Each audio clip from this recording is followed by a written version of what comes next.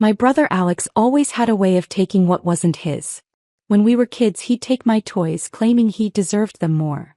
In high school, he took my college fund because he needed it for his future. But this time he went too far. He took my entire life savings, $127,000 that I had carefully set aside over 5 years of working double shifts and sacrificing every comfort. I discovered it on a quiet Tuesday morning. My bank account, which I'd been monitoring religiously as it grew closer to my dream of opening my own business, was empty. Just zeros where my hopes and dreams had been stored. At first I thought it was a mistake. Then I saw the transfer record, all to one destination, wedding venue deposit, Crystal Lake Manor. My hands shook as I dialed Alex's number. He answered on the third ring, his voice casual as if he hadn't just destroyed 5 years of my life. "Oh, Emma finally noticed," he chuckled. "I was wondering when you'd call." "Alex, that was my entire savings," my voice cracked. "How could you? How did you even get access?" "Mom gave me your account details. Remember when you made her your emergency contact? She thought it was the right thing to do. After all, Jessica and I need a proper wedding venue. You know how her family is, all old money and expectations." I felt sick. Our mother, who had always favored Alex, had helped him steal from me. "You need to return it. Now." "Sorry, sis. Non-refundable deposit." His voice turned cold. "Besides, what were you going to do with it anyway? Open that little cafe you keep talking about? Please. You'll never amount to anything anyway. At least this money is going to something worthwhile. Making sure Jessica's family sees that we Prestons belong in their world." I sat there, phone pressed to my ear as my brother effectively told me my dreams meant nothing compared to his social climbing ambitions. "The wedding's in 3 weeks, he continued, almost bored. "Don't bother coming if you're going to make a scene. Jessica's family doesn't need to see any unfortunate displays." He hung up, leaving me alone with the reality that my own family had betrayed me. What Alex didn't know, what none of them knew, was that while they were busy underestimating me, I had been quietly building something of my own. That cafe dream? It was just a cover story. 3 years ago I had started buying and renovating small event venues. The first was a tiny garden space I got for almost nothing because it needed so much work. I poured every spare minute into fixing it up, learning everything I could about the events industry along the way. That venue led to another, then another. I operated under an LLC name, keeping my identity private. No one in my family knew that Preston Ventures LLC had grown into one of the most successful event venue companies in the state, including Crystal Lake Manor, the very venue where Alex and Jessica were planning their dream wedding. I pulled up my laptop and logged into the venue management system. There it was, a booking under Preston Montgomery Wedding. Jessica's father had spared no expense, adding every premium package available. For a moment I considered canceling the booking right then. But no, that would be too easy. Alex and Jessica's wealthy families needed to learn a lesson about judging people by appearances. I picked up my phone again, this time calling my assistant. "Maria, remember that Preston Montgomery wedding booking for Crystal Lake?" "Of course, Miss Preston. The bride's father has been quite demanding about every detail. I think it's time I did a personal inspection of the venue. Schedule it for their final walkthrough next week." "The one where both families will be present?" "Exactly." I smiled, thinking of the contract sitting in my desk drawer, the one listing me as the sole owner of Crystal Lake Manor. "I believe it's time for a proper introduction." I spent the next week preparing. While Alex and Jessica celebrated with expensive dinners and parties, I reviewed every detail of their wedding contract. They had signed for our most exclusive package. Nearly $200,000 for the venue and services alone. Mom called twice, probably to justify helping Alex steal my money. I didn't answer. Let them think I was sulking, broken. In 3 weeks they would learn exactly who they had underestimated. The day of the final walkthrough arrived bright and clear. I dressed carefully in a tailored suit that cost more than Alex's monthly salary, though he'd never know that. To him and my family I was still just Emma, the sister with the silly cafe dreams. As I drove to Crystal Lake Manor, I thought about all the times Alex had taken things from me, how our parents had always justified his actions. "He needs it more," they'd say. "You understand, don't you, Emma?" Well, they were about to understand exactly what their actions had cost them. I parked my car and watched the Montgomery's fleet of luxury vehicles arrive.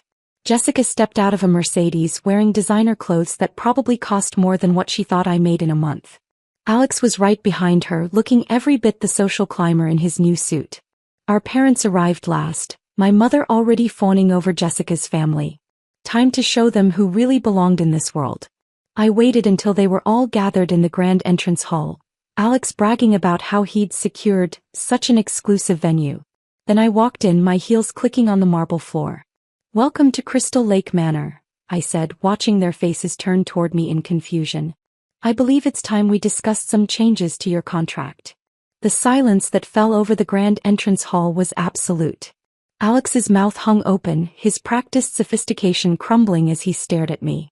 Jessica's perfectly manicured hand clutched her designer purse, her eyes darting between me and her future in-laws. "Emma." My mother's voice quavered. "What are you doing here? This is a private event." I smiled, the kind of smile I'd learned from years of business negotiations. "I'm well aware, Mother. As owner of Crystal Lake Manor, I make it a point to personally oversee our most interesting bookings." "Owner." Jessica's father, Richard Montgomery, stepped forward. He was exactly what you'd expect from old money, tailored suit, steel gray hair, and an air of authority that usually went unchallenged. "There must be some mistake. We've been working with Preston Ventures LLC. "Precisely." I pulled out my business card, crafted from heavy stock with gold lettering. "Emma Preston, CEO and founder of Preston Ventures LLC. We own not just Crystal Lake Manor, but 7 other luxury venues across the state." The color drained from Alex's face as the implications sank in. He'd stolen my savings to impress these people, never realizing I was already in their world. Above it, actually. "That's impossible," he stammered. You were saving for a cafe." "A cover story," I said simply. "I learned early on that people underestimate what they don't see as a threat. Speaking of which, let's discuss the recent unauthorized access to my personal account." Jessica's mother gasped. "Alexander, what is she talking about?" I opened my tablet, pulling up the banking records. 3 weeks ago, $127,000 was transferred from my personal savings account to Crystal Lake Manor's booking system. The transfer was authorized using credentials stolen from my emergency contact information.